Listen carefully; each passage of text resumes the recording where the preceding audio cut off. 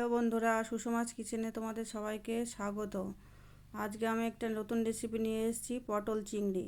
একদম সহজভাবে রান্না হবে, ঘরোয়াভাবে। তো তোমরা দেখতে থাকো, আশা করি ভালো লাগবে। দেখো, আমি চিংড়ি নিয়ে নিয়েছি ছোট ছোট মাঝারি সাইজের, আর আলু পটল কেটে নিয়েছি পেঁয়াজ কুচি, লঙ্কা চেরা, আদা বাটা, রসুন বাটা, জিরে ধনে বাটা, পেঁয়াজ বাটা আর টমেটো বাটা। তো দেখতে থাকো। দেখো, আমি এবার গ্যাসটা ধরিয়ে কড়াটা বসিয়ে দেবো গরম হওয়ার জন্য। দেখো, কড়াটা আমার গরম হয়ে গেছে। এবার কড়াইতে আমি সর্ষের তেল দিয়ে দেবো। আমি রান্নাটা সর্ষের তেল দিয়ে করব। তেলটা গরম হয়ে গেছে। এবার আমি নুন হলুদ দিয়ে মাখিয়ে চিংড়ি মাছগুলো ভেজে নেব। বেশি ভাজবো না, এদিক ওদিক করে একটু উল্টে পাল্টে ভালো করে ভেজে নেব। দেখো, চিংড়ি মাছগুলো আমার ভাজা হয়ে গেছে। এবার মাছগুলো আমি তুলে নেব। এবার ওই তেলে আমি কেটে রাখা আলু দিয়ে দেব। আলুগুলো এবার আমি ভালো করে নাড়াচাড়া করে ভেজে নেব। দেখো, আলু আমার ভাজা হয়ে গেছে। এবার আলু তুলে নেব। এবার ওই তেলে আমি কেটে রাখা পটলগুলো ভেজে নেব।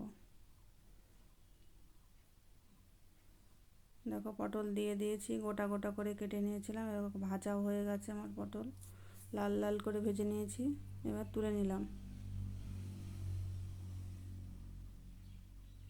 এবার একটু তেল আমি অ্যাড করেছি। ওই তেলের ভিতরে এক এক করে আমি ফোড়ন দেব। তেজপাতা, শুকনো লঙ্কা আর গোটা জিরে ফোড়ন দিলাম, দিয়ে নাড়াচাড়া করে নেব।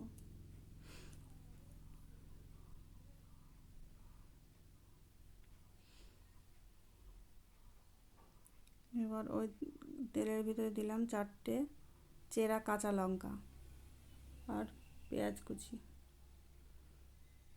পেঁয়াজটাকে আমি দেখো ভেজে নিয়েছি, হালকা করে ভেজে নিয়েছি।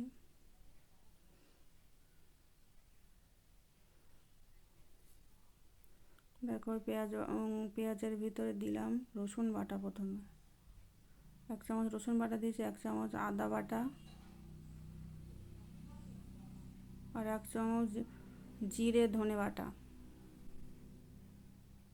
আর পেঁয়াজ বাটা দিয়ে দিলাম। এবার আমি মশলাটাকে ভালো করে কষিয়ে নেব। দেখো, মশলাটা আমার কষা হয়ে গেছে। এবার ওতে আমি 1/2 চামচ লঙ্কার গুঁড়ো দিয়ে দিলাম।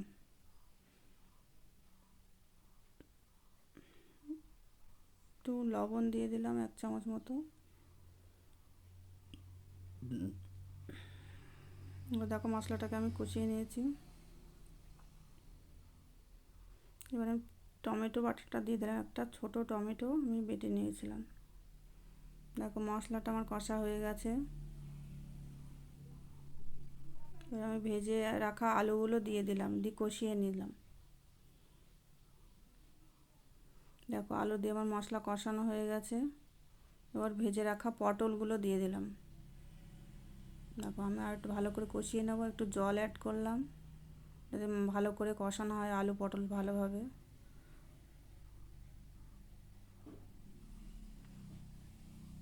এবার আমি গরম জল দিয়ে দিলাম। যেহেতু বেশি ঝোল হবে না, গামাখা গামাখা হবে, সেই জন্য পরিমাণ বুঝে জলটা দিতে হবে। এমনিতেই ভাজার সময় আলু পটল সিদ্ধ হয়ে গিয়েছিল, তো সেই জন্য অল্প দিয়েছি। এবার দেখো, ভেজে রাখা চিংড়ি মাছগুলো দিয়ে দিলাম। এবার ঝোলটা ফুটতে থাকুক। ঝোলটা কিছুক্ষণ ফোটার পরে দেখো এরকম হয়েছে। তারপরে আমি গরম মশলা দিয়ে নামিয়ে নেব। আমার এই রান্নাটা যদি ভালো লেগে থাকে তাহলে আমার চ্যানেলটিকে সাবস্ক্রাইব করবে, লাইক কমেন্ট শেয়ার করবে। আরও নতুন নতুন রান্না দেখার জন্য আমার পাশে থাকবে। আশা করছি সবার ভালো লাগবে এই রান্নাটা। দেখো কেমন হয়েছে। এবার গরম মশলা দিলাম, আমি 1/2 চামচ মতো গরম মশলা দিয়ে দিলাম। তারপর একটু নাড়াচাড়া করে নামিয়ে নেব। তো আমার রেডি পটল চিংড়ি, একদম সহজ পদ্ধতিতে রান্না, আর খেতেও ভালো হবে।